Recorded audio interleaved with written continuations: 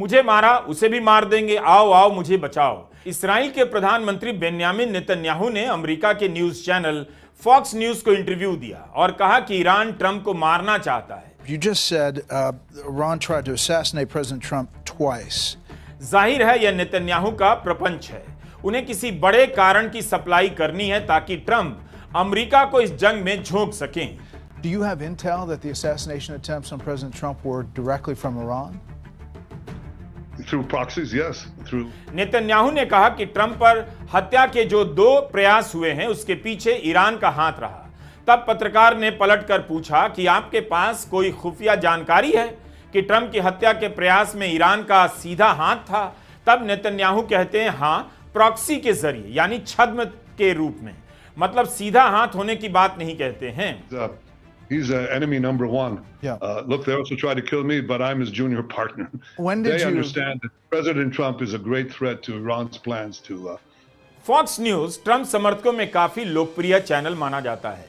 2024 में जब ट्रंप पर हमला हुआ तब उन्होंने ईरान का नाम लिया था और FBI से जांच की मांग की, लेकिन सत्ता में आने के 3 महीने तक ट्रंप ने इसकी बात जोरदार तरीके से तो नहीं की। ट्रंप समर्थकों में कुछ बड़े नाम जंग में अमेरिका के कूदने के खिलाफ हो गए हैं। स्टीव बैनन ने भी युद्ध का विरोध किया है, कहा है कि यह ट्रंप के वादे के खिलाफ होगा।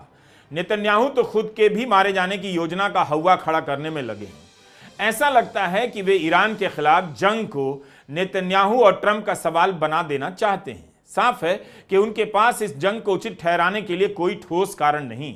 मुझे मारा उसे भी मार देंगे, आओ आओ मुझे बचाओ, इस तरह की बातों से माहौल बना रहे हैं।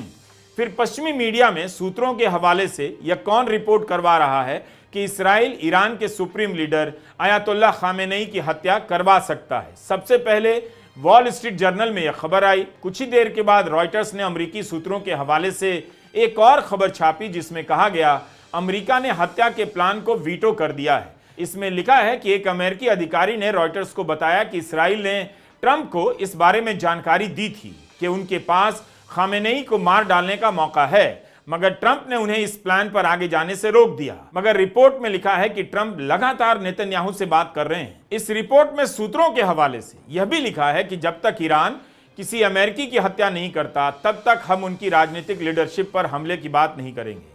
नेतन्याहू ने फॉक्स न्यूज के इंटरव्यू में इस पूरे प्रकरण पर टिप्पणी करने से इनकार कर दिया। जब अमेरिका के वीटो करने की बात पर टिप्पणी करने को कहा गया तो उन्होंने जवाब दिया कि जो बातें कभी हुई ही नहीं उन पर रिपोर्टिंग हो रही है। मैं फॉक्स न्यूज को नेतन्याहू ने इंटरव्यू दिया। इस चैनल पर मर्डॉक परिवार का काफी कंट्रोल बताया जाता है और रूपर्ट मर्डॉक चाहते हैं कि अमेरिका इस युद्ध में कूदे, आगे बढ़े। लेकिन फॉक्स के पूर्व पत्रकार टकर कार्लसन ने निंदा की है कि मर्डॉक जैसे लोग युद्ध चाहते हैं। एक और अरबपति हैं बिल एकमैन, वो भी चाहते हैं कि अमेरिका इस्राएल के पक्ष में जंग करे। एक पक्ष को लगता है ऐसा करके अमेरिका ने साफ कर दिया कि वो ईरान के सुप्रीम लीडर की हत्या के प्लान के विरोध में है। दूसरा पक्ष है कि सूत्रों के हवाले से इस स्टोरी को प्लांट करके अमेरिका ने इस्राएल को एक तरह से हरी झंडी दे दी है कि वह जब खामेनेई की हत्या करेगा तब अमेरिका यह कहकर पीछे हट जाएगा कि हम शुरू से इस हत्या के पक्ष में नहीं थे। इस्राएल ने हमारी जानकारी के बिना हमारे विरुद्ध जाकर हत्या की। खुलकर लिखा जा रहा है कि अमेरिका और इस्राएल की योजना है कि ईरान में तख्ता पलट हो, इस किसी कठपुतली को कुर्सी पर बिठा दिया जाए। फॉक्स न्यूज ने नेतन्याहू से पूछा कि क्या ईरान में सत्ता बदलने की कोशिश होगी, तो नेतन्याहू साफ साफ कहते हैं बिल्कुल होगी, क्योंकि ईरान की मौजूदा सत्ता बहुत कमजोर है। इस समय चारों तरफ से सूचनाओं और बयानों की भरमार है। आप इन खबरों को कैसे देखें?